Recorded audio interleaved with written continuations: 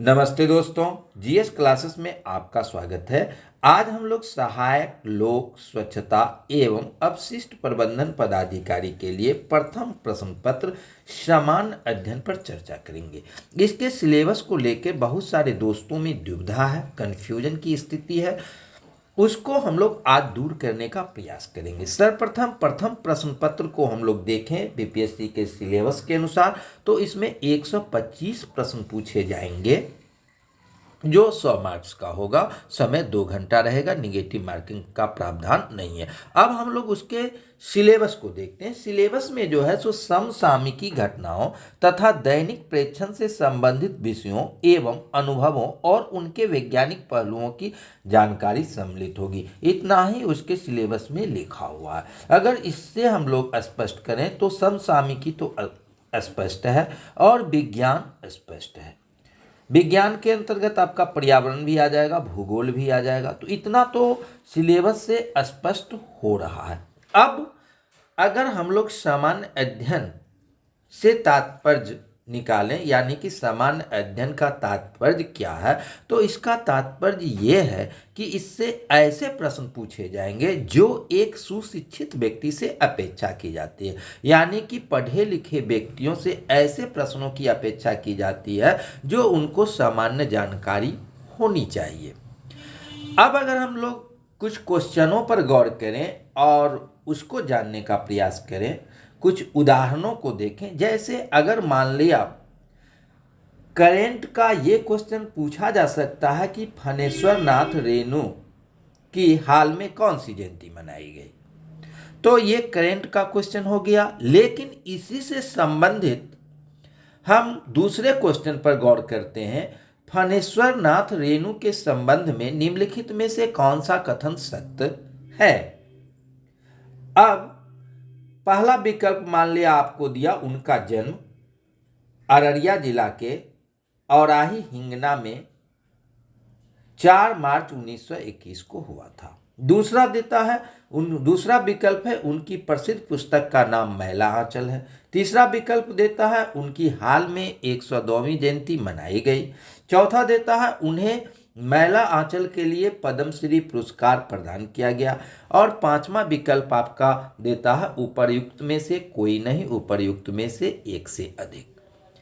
तो इस प्रश्न को देखने से लगता है कि करेंट के साथ साथ बिहार के इतिहास या बिहार स्पेशल पढ़ना जरूरी है। तो अब यहाँ तो सिर्फ करेंट की बात है, लेकिन आपको अगर इस ढंग का क्वेश्चन देता है तो आपको बिहार पढ़ना ही होगा। उसी तरह से अन्य विषयों में होगा। और सामान्य अध्ययन का अर्थ भी यही है कि सुशिक्षित व्यक्तियों से ऐसा प्रश्न पूछा जाएगा जो उनको जानकारी होनी चाहिए। तो आप समसामयिकी तो पढ़े ही, विज्ञान तो है तो विज्ञान तो पढ़े ही, इस पर ज़्यादा ध्यान दें। भूगोल भी आ जाएगा, बहुत सारे क्वेश्चन भूगोल और विज्ञान से जुड़े हुए होंगे। पर्यावरण आ ही जाएगा। तो इतना तो आपको करना ही करना है। अब अन्य विषय को लें तो जैसे मान लिया अर्थव्यवस्था, अगर मान लिया करेंट से ही क्वेश्चन पूछ दिया जो बिहार की प्रति व्यक्ति आय कितनी है, अगर उसको आपको राष्ट्रीय आय से तुलना करके पूछ दिया या अन्य राज्यों के से तुलना करके पूछ दिया या उसके इतिहास में चला गया, तो अब आपको बिहार की अर्थव्यवस्था पढ़ना होगा। तो इसलिए मेरा सलाह ये है कि आप समसामयिकी, विज्ञान, भूगोल, पर्यावरण ये तो पढ़े ही, उसके साथ साथ आप इतिहास, अर्थव्यवस्था और राज्य व्यवस्था का भी सरसरी निगाह से पढ़ ले। यानी कि कम से कम लूसेंट को 2-4 बार अवश्य पढ़ ले। और चूंकि सामान्य अध्ययन दिया हुआ है और स्पष्ट रूपे नहीं है, तो ये जान लें कि आपको इतिहास से भी प्रश्न रहेगा और भूगोल से भी संबंधित रहेगा, बिहार की अर्थव्यवस्था से संबंधित भी क्वेश्चन रहेगा। तो इस पर आपको ध्यान देने की जरूरत है। ऐसा न हो कि आप केवल विज्ञान और समसामयिकी पढ़ के जाएं और क्वेश्चन कहीं और पूछ दे तो आपको वहां पर दिक्कत हो जाए। तो इसलिए मेरा सलाह है कि आप समसामयिकी, विज्ञान, भूगोल, पर्यावरण के साथ साथ इतिहास, अर्थव्यवस्था और राज्य व्यवस्था इसको भी देख लें। हो सकता है आप समसामयिकी, विज्ञान और भूगोल पर ज़्यादा फोकस करें और अन्य को कम करें, लेकिन पढ़ के सभी जाए। ये मेरा सलाह है। अब दूसरे चीज़ को हम लोग देखते हैं, जैसे समसामयिकी। तो समसामयिकी में बीपीएससी जो क्वेश्चन पूछता है लगभग 1 साल का करंट पूछता है। तो इसके लिए आपको 1 साल का करंट लगभग परीक्षा से पहले का, परीक्षा से 1 महीना पहले के लगभग साल भर के आपको करंट को पढ़ना होगा। इसके लिए आप प्रतियोगिता दर्पण के मासिक का सहारा ले सकते हैं, बहुत ही अच्छी है। इसमें पूरे प्रतियोगिता दर्पण को नहीं पढ़ना है आपको, उसमें जो राष्ट्रीय घटना, अंतर्राष्ट्रीय घटना, उसके साथ साथ बिहार से संबंधित पुरस्कार, खेल आदि से जो दिया हुआ रहता है उसको वहाँ तक पढ़ जाना है। और उसमें भी आप अगस्त अगर पूरा नहीं भी लेते हैं तो अगस्त और जनवरी का लें। इसमें जो है सो अगस्त में पूरे वर्ष भर का अंत में सार दिए हुए रहता है और जनवरी में भी 6 महीना का सार दिए हुए रहता है।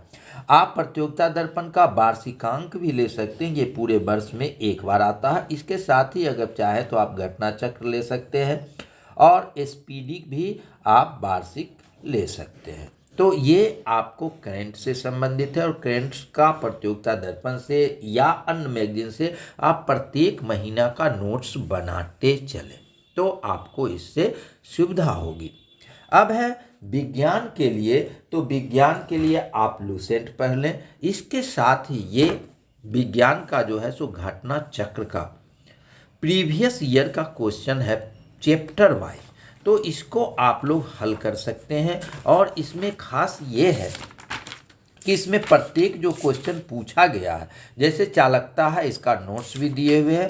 इसका जो प्रश्न पूछा गया है उसका व्याख्या भी दे दिया गया है। चूँकि ये प्रश्न आया हुआ है परीक्षा में, विभिन्न परीक्षाओं में पूछा गया है और लगभग प्रीवियस ईयर से ही क्वेश्चन रिपीट रहता है, तो आप इसको ज़रूर देख लें और इसके व्याख्या को भी देख लें, जिससे आप उससे संबंधित जो भी क्वेश्चन होगा उसको आप हल कर सकते हैं। तो ये आपका विज्ञान का हो गया। इसके बाद अन्य का आप सरसरी निगाह से ज़रूर पढ़ लें, इतिहास भी, भूगोल भी और बिहार स्पेशल तो ज़रूर कर लें।